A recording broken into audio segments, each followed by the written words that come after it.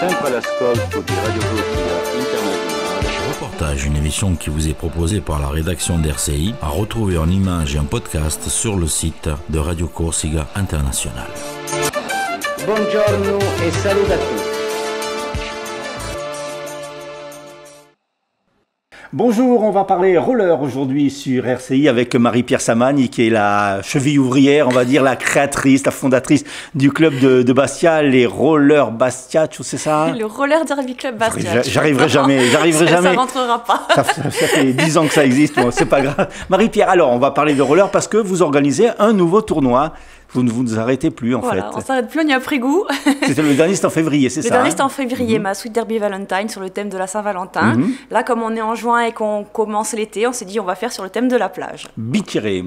C'est un petit clin d'œil. C'est un petit clin d'œil et à la plage et à notre cri de guerre. Alors, comment va s'articuler un petit peu ce tournoi? Alors cette fois-ci, ça sera un petit peu différent de la dernière fois parce que la dernière fois, on avait fait des tirages au sort. Là, le samedi, ce seront des matchs de poules, c'est-à-dire que des matchs dureront 20 minutes maximum, mais toutes les équipes vont s'affronter. Ça fera 10 matchs dans la journée. Donc, à n'importe quelle heure que vous veniez, il y aura un match à voir et plusieurs équipes. Comme ça, tout le monde pourra voir toutes les équipes. Alors justement, quelles sont ces équipes? Alors, vous avez l'équipe de Reims, vous avez Lille et vous avez Nîmes. Elles ont des noms? Oui, quel nom? Parce qu'on aime bien les petits noms. Bonebreaker de Nîmes. Oui. Pour les personnes qui ne parlent pas anglais, c'est les casseuses d'eau. C'est très imagé comme très nom. Imagé, oui, ça c'est le roller derby. C'est bien, les Beastie Derby Girls de Reims et les Baronnes von Schlass de Lille. C'est l'équipe B, du coup. D'accord. Et deux équipes de Bastia. Deux équipes de Bastia, donc les Rolling Cassagne qu'on connaît bien, oui. Et la deuxième équipe, les Caves Bastiaises. Donc vous êtes la capitaine maintenant. Alors capitaine, non, mais je suis très fière de porter cet étendard. Alors la Cave Bastiaise, c'est un petit clin d'œil aussi. C'est un petit clin d'œil, voilà, dans le derby, même si c'est quand même un vrai sport et tout. Le petit folklore qui reste, ce sont les noms et d'équipes, les cris de guerre, les choses comme ça. Donc on se lâche, on rigole, on fait de l'humour et de l'autodérision. Ça permet de détendre un peu l'atmosphère. Alors deux équipes, ça veut dire que ça a bien pris le derby roller? Ça a bien pris, puisque je crois qu'on a commencé la saison avec 20 licenciés, on a fini à 50. Donc c'est énorme. Du coup, on peut faire une équipe A, une équipe B. Par contre, pour ce tournoi, les équipes sont vraiment scindées en deux. Parce qu'on intègre les fraîches, que vous connaissez, les fresh meat, c'est celles qui ont commencé en début d'année. Mais maintenant, on a aussi des newbies. Les newbies, c'est celles qui ont commencé là, il y a quelques mois.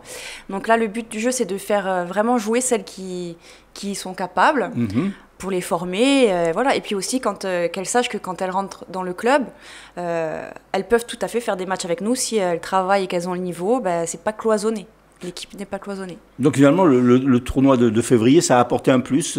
Il y a eu des adhésions, ça vous a fait connaître. Oui, ça a apporté un vrai plus. Déjà, je pense que les gens ne comprenaient pas du tout ce que c'était du roller derby, donc ça a quand même permis de montrer ce qu'était le sport. Et aussi l'état d'esprit qui va avec, c'est-à-dire que c'est quand même très fair-play, très bonne entente avec les joueuses et tout. Et je pense que ça donne envie tout simplement de faire partie de ce groupe.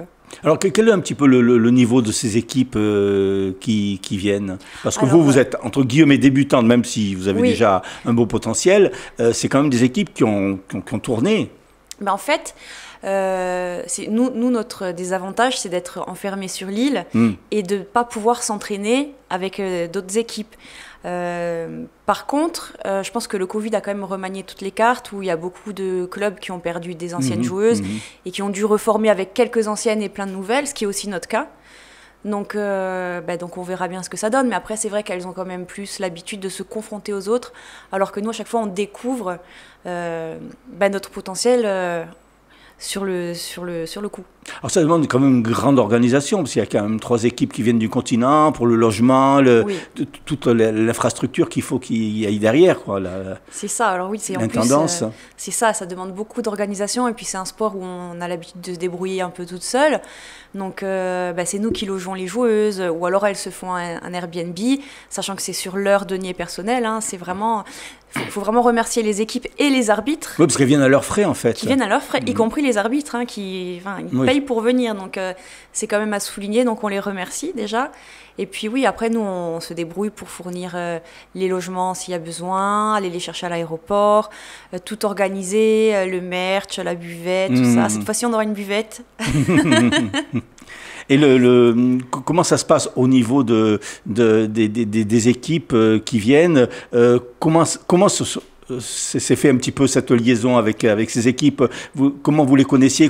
Pourquoi est-ce qu'elles acceptent de venir sur l'île alors que vous êtes, entre guillemets, toujours des débutantes? Qu'est-ce qui les attire?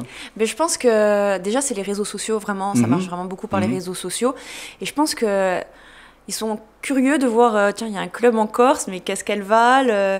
Voilà. Et puis bon, après, nous, on prend le parti de faire un événement où quand même bon enfant, sympa. Et puis bon, il faut dire que venir en Corse, c'est quand même attrayant. Même si ça a un coût, et c'est vrai que ça freine. Ça freine beaucoup. Mais après, une fois qu'elles sont là, c'est la régalade, quoi. Et en plus, là, il fait un super temps. Donc, on va pouvoir aussi leur faire visiter notre île. Voilà, oui, justement. C'est important pour nous de montrer qu'en Corse aussi, on peut faire ce qu'on veut. On a du roller derby. On a aussi nos valeurs et c'est bien de les partager. Donc à côté de la compétition qui va avoir lieu donc au COSEC du Fang en intérieur, vous allez faire des petites sorties pour les promener entre guillemets, si vous aurez le temps. C'est ça, après je pense que ça va pas finir trop tard les après-midi, donc sachant qu'il y a la foire de Bastia, on va peut-être aller faire un tour, faire marcher les commerces aussi parce qu'on ramène quand même 3 équipes. Donc le but du jeu, c'est de faire découvrir notre ville. Vous pouvez même venir à la foire de la Canonica. On va venir aussi à la foire de la Canonica. Comme ça on vous invite. En roller. On arrivera 3 jours après. Ça fera un petit peu loin. Alors, on va reprendre un petit peu donc le samedi, c'est réservé aux poules, c'est ça? Alors, le samedi, voilà, ce sera que des matchs de poules. 5 le matin, 5 l'après-midi à peu près. Comptez 20 minutes par match, 10 minutes entre chaque match.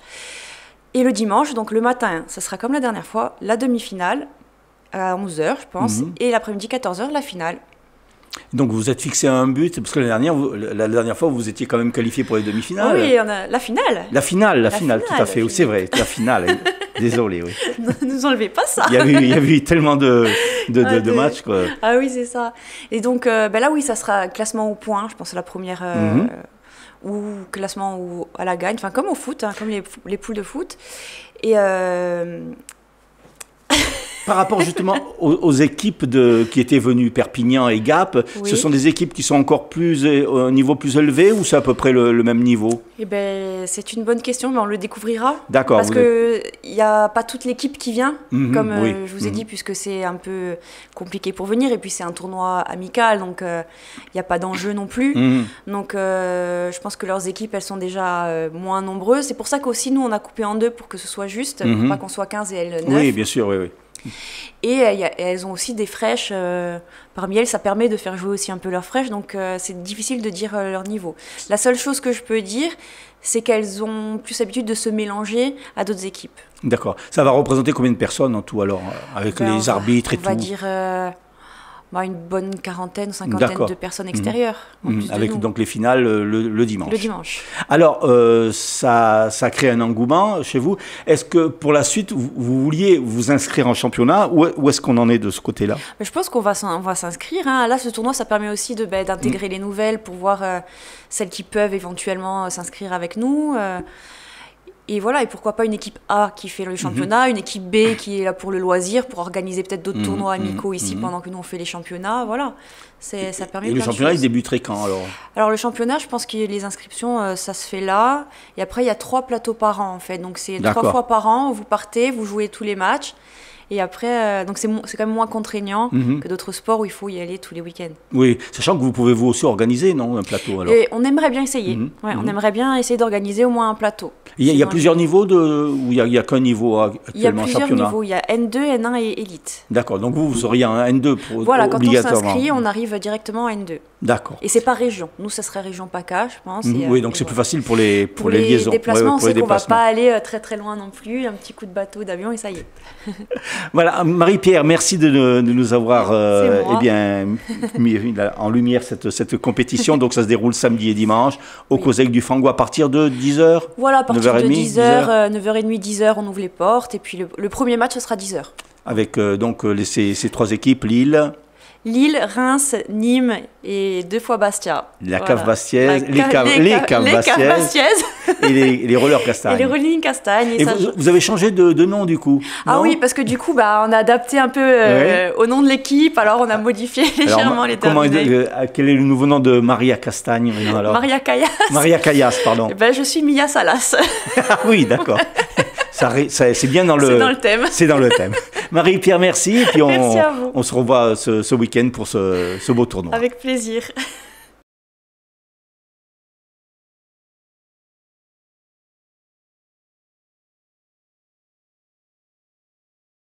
Sempre all'ascolto di Radio Corsica Internazionale. Reportage, une émission qui vous est proposée par la rédaction d'RCI, à retrouver en images et en podcast sur le site de Radio Corsica Internazionale. Buongiorno e saluto a tutti.